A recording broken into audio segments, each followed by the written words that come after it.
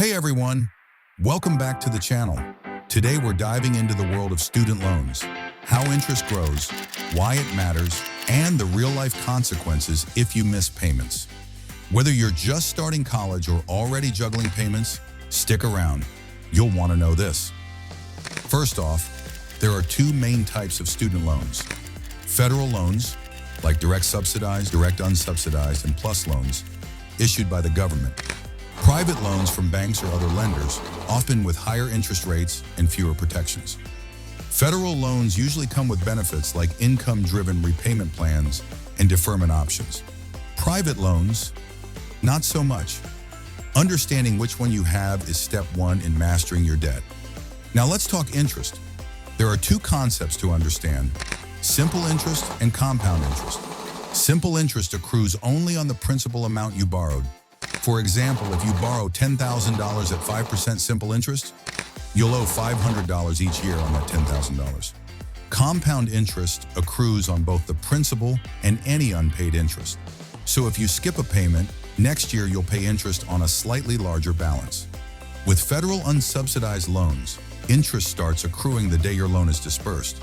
But with subsidized loans, the government pays the interest while you're in school and during the grace period. Private loans usually start compounding interest immediately. Example, calculation. Borrowed $10,000. Rate, 5% annual.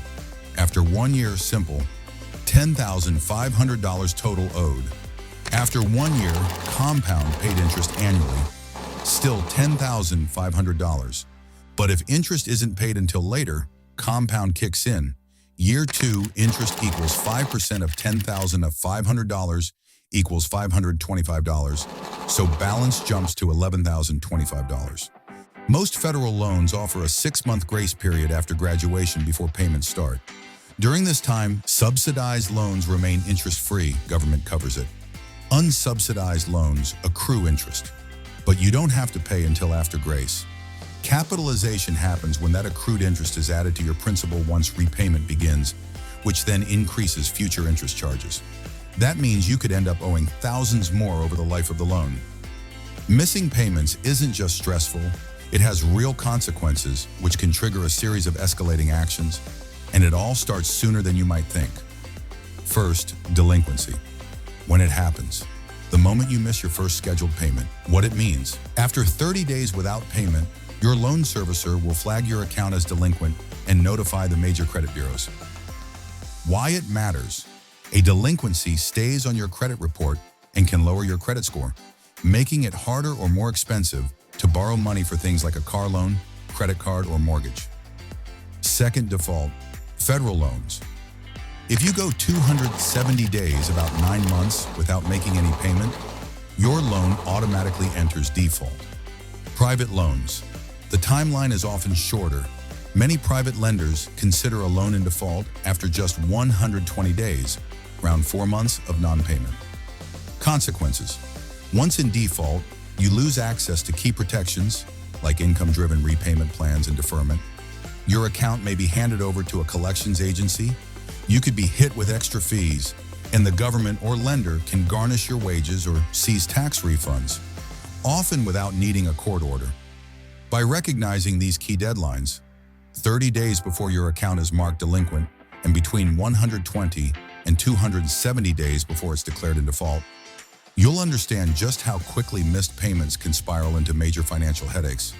Staying current on your loans isn't just about avoiding late fees, it's about preserving your credit health and maintaining access to valuable repayment options. If you anticipate any difficulty covering a payment, don't wait until you're late. Contact your loan servicer before the due date to explore alternatives such as deferment, which lets you temporarily pause payments, though interest may continue to accrue on unsubsidized loans. Forbearance, a short-term suspension or reduction of payments when you're facing financial hardship. Income-driven repayment plans, which adjust your monthly obligation based on your earnings and family size, often lowering payments to an affordable level. Here are 5 proactive strategies to keep your loans on track. Enroll in auto debit. Setting up automatic withdrawals ensures you never miss a due date, and many federal and private lenders will even reward you with a small interest rate discount for doing so. Select the best repayment plan. Don't default to the standard 10-year plan by default. Income-driven options like pay, repay, or IBR can reduce your payments to as low as 10% of discretionary income and extend the repayment term, making monthly bills more manageable. Pay beyond the interest. Whenever possible, contribute more than the minimum. Even an extra $25 or $50 applied directly to your principal can significantly shrink your balance over time and save you hundreds in interest costs. Refinance, but read the fine print. Refinancing through a private lender can lock in a lower interest rate, but it also means giving up federal borrower protections like deferment, forbearance, and loan forgiveness eligibility. Weigh the savings against the lost safety net before you make a switch. Keep the conversation open. Your loan servicer is not your adversary. They're required to help you find a solution.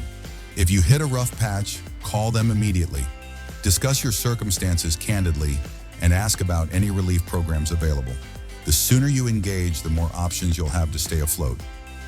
Student loans can feel overwhelming, but knowledge is power.